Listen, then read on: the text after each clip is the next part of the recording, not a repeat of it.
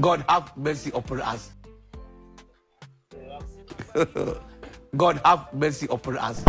Jesus is Lord. I said it's like SS in my pop Nigeria. On a second. What's going on here? God have mercy upon us. My daughter. I think I'm going. One week I don't need me. They go out when go out one. The French of Kemalabo. No one I don't need me. Now, Babu. Papa, that's I'm a loser. Jesus Yes. is Lord. Mata Kelly. You don't know the Mata Bala. And I'll tell a little matter. Yes, I'm more in like. I'm not sorry.